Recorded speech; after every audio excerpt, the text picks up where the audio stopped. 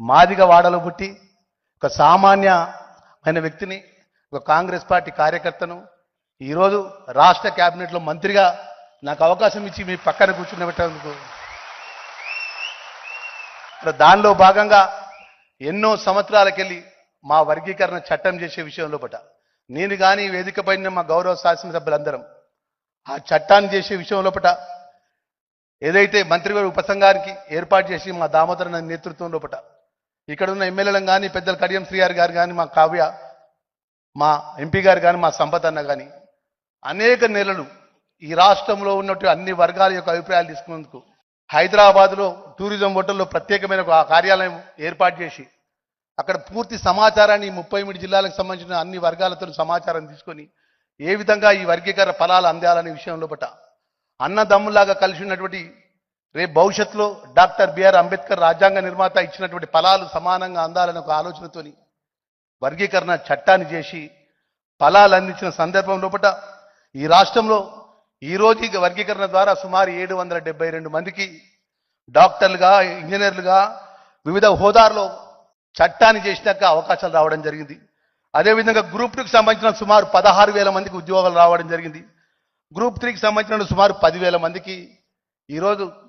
మీరు చట్టాన్ని అమలుపరిచి గౌరవ ముఖ్యమంత్రి గారి నేతృత్వంలో పట దేశంలో, భారతదేశంలో ఉన్నటువంటి ఏ రాష్ట్రంలో అమలు కానటువంటి సమస్య మన చట్టాన్ని అమలు చేసి మన ఫలాలు అందించినట్టు ఆ వర్గాన్ని చెందిన వాడిగా అక్కడి నుంచి ఎన్నో అవమానాలు, ఎన్నో ఇబ్బందులు, ఎన్నో కష్టాలు అనుభవించి ఈ స్థాయికి వచ్చిన వ్యక్తిగా అన్న ఒక విషయం చెప్పదలుచుకున్నా. మా సొంత ఊరు పెద్దపల్లిలో ఒక దొర గడి ఉండే అన్న. మా నాయనమ్మతో పోతే మా మాదిగోళ్ళందరికీ ఆ గడి కొట్టంలో అన్నం పెట్టేటోళ్ళు. మా నాయనమ్మతో నేను చదువుకున్నట్టు పోయి హాలిడేస్లో పోయి నాయనమ్మతో అయితే దొర ఆడ తింటాను, ఆడపోయి తింటా అంటే బిడ్డ ఆడ తినదు, బిడ్డ ఆడ దొరలు అన్నం తింటాను, వీడ తినాల బిడ్డ అన్నది. ఆ కష్టాన్ని చూసిన వ్యక్తిని అన్న. మా అమ్మమ్మ వాళ్ళ ఊరు భీమదేవి కట్టుకూరన్న. అక్కడ పోతే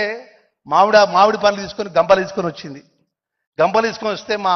అమ్మమ్మ అనేది బిడ్డ ముట్టుకోవద్దు, బిడ్డ పైకి వెళ్ళి మామిడికాయ వేస్తారు బిడ్డ, తీసుకోవాలన్న బిడ్డ. అంటే ఆ కష్టాలు చూసిన వ్యక్తులు వాళ్ళు, ఆ ఇబ్బందులు చూసిన వ్యక్తివి. ఈరోజు రాష్ట్ర క్యాబినెట్గా, సోషల్ వెల్ఫేర్ మినిస్టర్గా, ట్రైబల్ శాఖ మంత్రిగా, గతంలో కాంగ్రెస్ పార్టీ కార్యకర్తగా, జిల్లా పరిషత్ చైర్మన్గా, ఎస్సీ కార్పొరేషన్ చైర్మన్గా ఒకటే పార్టీ ఒక జెండా నమ్ముకుని ఈరోజు మాదిగ వర్గంకి వెళ్ళి ఈరోజు వేలాది మంది మా ఈ రాష్ట్రంలో 33 జిల్లాలకు సంబంధించిన మా ఉద్యోగస్తులు,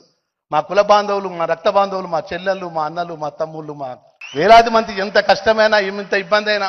ఈరోజు ప్రభుత్వ కార్యక్రమం ఉన్నప్పటికీ అక్కడ కలెక్టర్లతో అనుమతి తీసుకొని జాయింట్ కలెక్టర్లు, ఆర్డీఓలు, ఎంఆర్ఓలు, అదేవిధంగా వివిధ స్థాయిలో ఉద్యోగస్తులు, టీచర్లు, డాక్టర్లు అందరూ కూడా మనమందరూ సంఘీభావంగా ఉండాలి. ఈ రాష్ట్రంలో భవిష్యత్తులో ఈ ప్రభుత్వానికి మనం అండగా ఉండాలి.